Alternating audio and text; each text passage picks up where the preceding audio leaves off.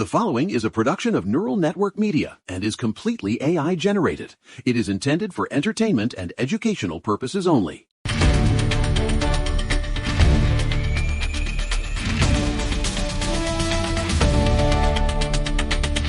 It's Sunday, March 29th, 2026. I'm Ashley Thorne, and this is The Neural Right, your daily dose of common sense in a world that has officially lost its collective mind. And I'm Ray the Hammer Miller. We are broadcasting from the bunker, people, because the surface is getting a little too hot for comfort. I've got the white papers, I've got the documents, and I've got a stack of folders on this desk that would make a FEMA director weep. Calm down, Ray. We just started. But honestly, you're not wrong about it being a busy show today.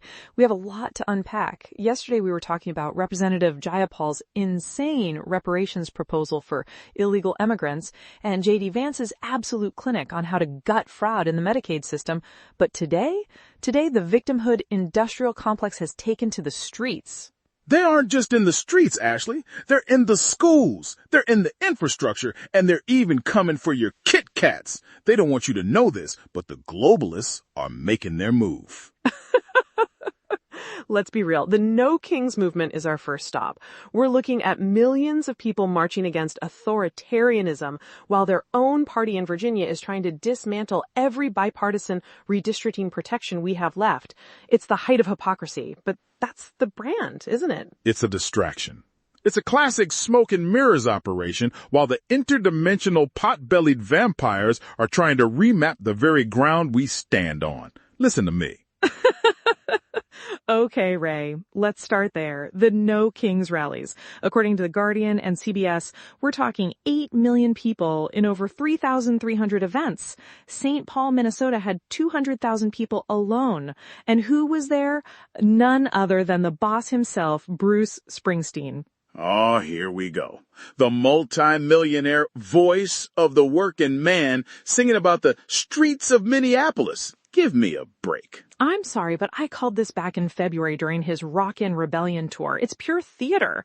He's singing about people killed during federal immigration operations, framing the rule of law as a tragedy. Meanwhile, the LAPD had to issue a tactical alert because these peaceful protesters started throwing chunks of concrete at police. Chunks of concrete. They're calling it No Kings, but what they want is a mob. They don't want a president. They want a collective that they can control via algorithm. These groups, Indivisible, the 50-51 movement. I've seen the papers, Ashley. These aren't grassroots. This is professional agitator money. It's over for humanity if we let the mob dictate policy. Well, here's the reality. While they're screaming about no kings in the streets of Minneapolis, look at what's happening in Virginia. The same political machine is trying to grab the redistricting power.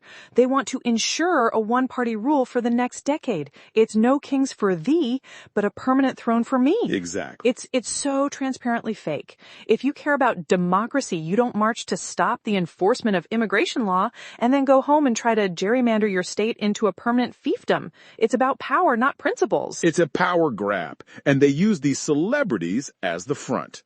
Speaking of power grabs, Ashley, did you see what happened in New York?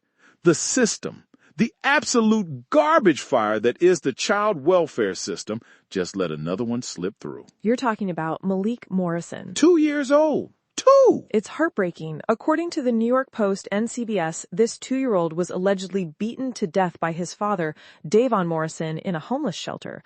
The father, and I use that term loosely, reportedly hid the child in the undercarriage of a stroller after the beating. In the undercarriage, like he was groceries. This is what happens when we prioritize systemic compassion over cold, hard accountability. The mother, Cindy Williams, she warned everyone. She warned ACS, she warned the courts, she warned the NYPD. She said, I warned everybody, but now you all can hear me? That quote, it's a gut punch. Because the Victimhood Industrial Complex views the father as a victim of circumstances or the system, so they leave the child in danger. They would rather a child die in a diverse environment than remove him and be called biased. It's demonic, Ashley. It is a failure of personal responsibility at the highest level, both from the father and the bureaucrats. If you have a documented report of a child in distress and you do nothing because you're following a trauma-informed checklist, you are complicit. Life is hard. Get a helmet. But a 2-year-old can't put on a helmet against his own father. They don't want you to know this, but the same thing is happening at the border. ICE is begging Governor Pritzker and the Chicago politicians not to release criminal illegal aliens, actual predators, back into our streets. I have the bulletins. They're letting depraved criminals out because sanctuary is more important than the lives of the citizens. It's a dereliction of duty that should be prosecuted as treason. It's the same mindset, Ray. The refusal to protect the vulnerable because it might offend the political narrative. Whether it's a toddler in a Queens shelter or a family in Chicago, the government is failing its most basic job, safety. I need a Brain Force Plus just to keep my head from exploding. Listen to me. People are being squeezed from every side. You want to talk about common sense? Look at the economy. Ugh, the three-headed monster. It's a beast. It's got 3 heads: insurance, inflation, and the taxpayer burden. Let's look at the numbers, because the reality is getting ugly. The Consumer Price Index says inflation is at 2.4%, but if you're a real person living in the real world, you know that's a lie. Shelter is up 3%, personal care is up 4.5%, food out of home is rising every single month. And the insurance. Tell them about the insurance. According to Consumer Affairs, home insurance premiums have climbed 46% since 2021. 46! In California, they're looking at a 16% hike just this year. The average premium is now over $3,000? It's managed decline, Ashley. They're making it impossible for the middle class to own anything. If you can't insure the house, you can't own the house. They want us all in managed living modules where we eat the bugs and listen to the Springsteen anthems on repeat. And while we're struggling to pay for basic home insurance, the progressive wing is pushing for taxpayer-funded universal childcare. I'm sorry, but where is this money coming from? We just saw reports that Social Security solvency is worsening, and now they want a new multi-billion-dollar entitlement? They want to nationalize the children, start them in the government care centers at 6 months old. It's the devouring mother state. It's a taxpayer trap. You pay for the insurance hike, you pay for the grocery hike, and then you pay for the government to watch your neighbor's kids. It's the death of the family unit by 1,000 line items. Before we get back to the analysis, let's deal with a hard reality. Real independence isn't free. This entire network, from this show to our flagship, The Neural Daily, exists because one man, Eric Christensen, decided to build it himself. He didn't ask for a government grant. He invested his own capital and technical expertise to architect a media platform that respects your intelligence. If you value that kind of meritocratic building, back it up.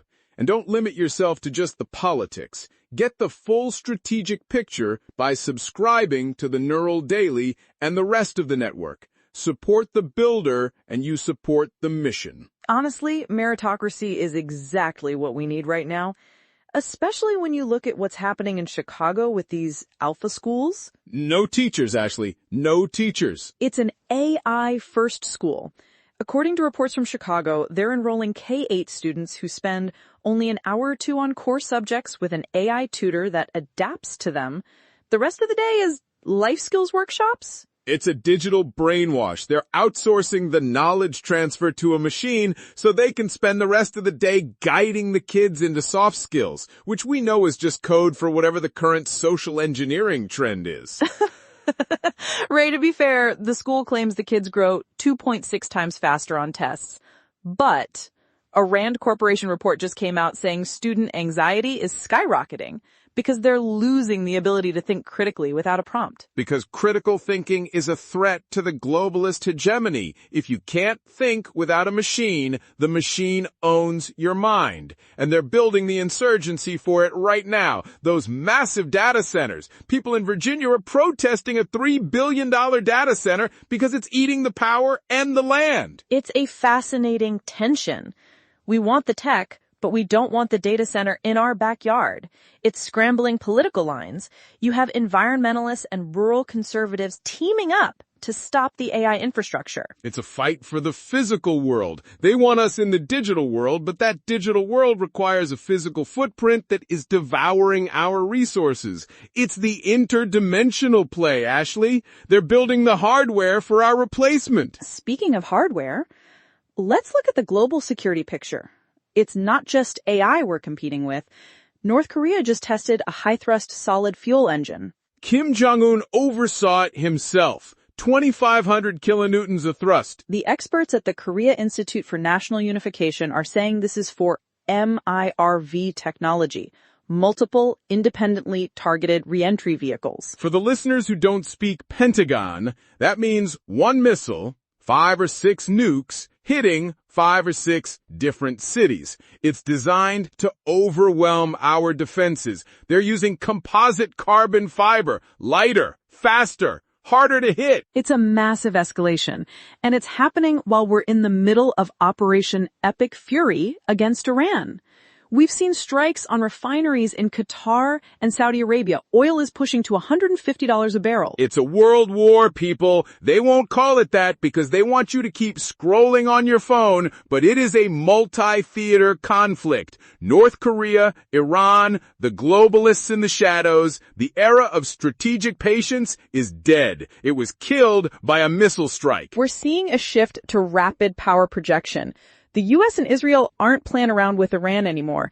But, and here's the common sense take, why are we only reacting now? Why did we wait until our allies' refineries were burning to take this seriously? Because they wanted the chaos. Chaos is a ladder for the globalist elite. But you know who isn't playing into the chaos? Robert F. Kennedy Jr. at HHS. I knew you'd bring up RFK Jr., the Maha Commission, Make America Healthy Again. He's going after the root causes, no more just pills for the ill. He's looking at the food dyes, the environmental toxins, the seed oils.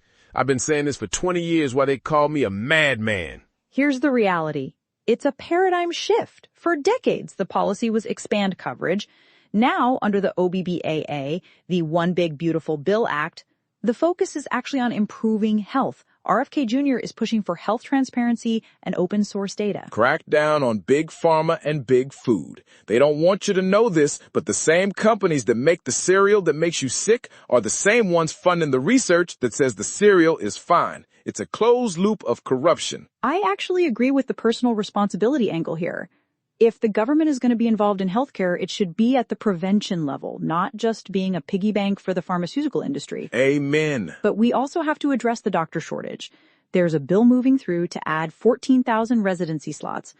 We can't have root cause medicine if there are no doctors to see the patients. Get the bureaucrats out of the exam room and put the doctors back in. It's common sense.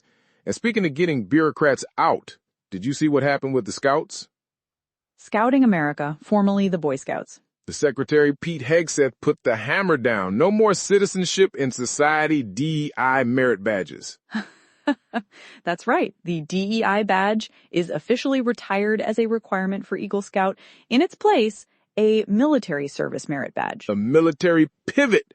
They're going back to biological sex for membership and housing. Reality is making a comeback, Ashley. It's a course correction. After years of trying to please the progressive wing and watching their membership plummet, they're finally realizing that their core customer wants traditional values and a partnership with the military, not a seminar on gender theory. It's about strength. It's about building men. You can't build men with DEI merit badges and drag events on campus funded by mandatory student fees. I have the reports from the universities. They're stealing the students' money for this garbage. Well, if you want to talk about stealing money, look at the LA Unified School District. $22 million. $22 million.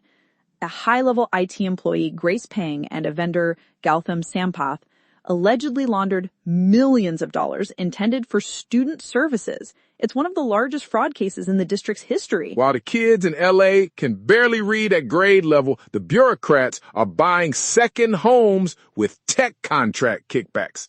It's a pay-to-play culture that is rotting our institutions from the inside out. It's the Victimhood Industrial Complex again. They scream about underfunded schools while they're siphoning off the funds they already have. They don't want you to know where the money goes. They want you to think it's a resource gap, but it's a moral gap. Bryant, it's like the Kit Kat heist in Europe. Okay, we have to talk about this. because it's just so weird. 12 tons of Kit Kats. That's over 400,000 bars. Vanished between Italy and Poland. It's a sophisticated cargo theft. They use the same supply chain vulnerabilities that the globalists use for everything else. 12 tons of chocolate don't just disappear without high-level GPS jamming and inside info. Nestle's warning people to watch for unofficial sales channels. Imagine buying a black market Kit Kat. It's a sign of the times, Ashley. Supply chains are breaking, inflation is high, and even the chocolate isn't safe. I think we all need a break. But before we get to our main story, let's talk about a little common sense logic from Florida. The 480-pound swordfish? Captain Jose Rodriguez Jr. in Cajuki. He fought this thing for 5.5 hours. But instead of selling it or mounting it on a wall to brag, he and the family that caught it filleted it on the spot and donated over 170 pounds of meat to the local community. Everyone in that community was eating swordfish that day. That is the solution to the digital scroll and the emotional fatigue of this crazy world. Stop looking at the missile strikes on your phone for 5 minutes and feed your neighbor. It's radical common sense. Local resourcefulness provides more security than any government program ever will. Now, we have to get into the heart of the matter. The power of the purse and the sanctity of life. This is our main story today. The landscape of the pro-life movement has shifted completely since the passage of the One Big Beautiful Bill Act in 2025. It was a masterstroke. You don't have to argue about the law if you just stop writing the checks. They defunded the death clinics via the Medicaid reimbursement ledger. That's the reality. And now, as we hit March 2026, we're seeing the results. Planned Parenthood is shuttering clinics all over the country. 2 major locations in Indianapolis are closing on April 3rd because they can't survive without that federal Medicaid revenue. They're crying about a health care cliff, Ashley. They're saying women won't have access to exams. I'm sorry, but that's the same old talking point. If these clinics were truly about health care, they would have pivoted to actual medical services that aren't tied to the procedure. But they didn't. They built a business model on taxpayer-funded termination, and now that the power of the purse has been exercised, the business model is failing. They don't want you to know this, Ashley, but the Republican leadership is moving to use budget reconciliation to make these cuts permanent. They want to bake it into the ledger for the next 10 years. This is where we might disagree, Ray. I'm all for defunding, but I'm looking at the legal battle over state-level insurance mandates. Some of these states are trying to force private insurers to cover the procedure even without federal funds. That's a violation of religious freedom. It's a direct attack on the conscience of the taxpayer and the business owner. It is, but here's my concern. If we push the reconciliation too hard without a plan for the care gap in low-income areas for things like breast exams, we're handing the Democrats a massive cultural weapon in the 2026 midterms. I don't care about the midterms. I care about the truth. You don't compromise with a death cult just to win a few seats in the House. You cut the funding, you salt the earth, and you let the market provide actual health care that doesn't involve a quota for terminations. Salt the earth, typical Ray. But look, I agree on the principle. The OBBA proved that if you follow the money, you find the solution. Planned Parenthood isn't closing because it's illegal. It's closing because it's no longer profitable for the government to subsidize it. That's a massive victory for the common sense crowd. It's a victory for humanity. We are seeing the closing of the human-animal hybrid era of ethics. We're returning to a world where life is sacred and the taxpayer isn't an involuntary accomplice to murder. It's a heavy day, but there are flickers of light, from the Florida swordfish to the return of traditional values in the Scouts. Listen to me. They want you to be afraid. They want you to be angry, but most of all, they want you to be silent. Don't let them. Get your Brain Force Plus, get your Super Male Vitality, and get your head in the game.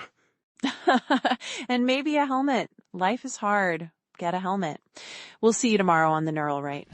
Stay frosty, Patriots. The documents don't lie. We're just getting started.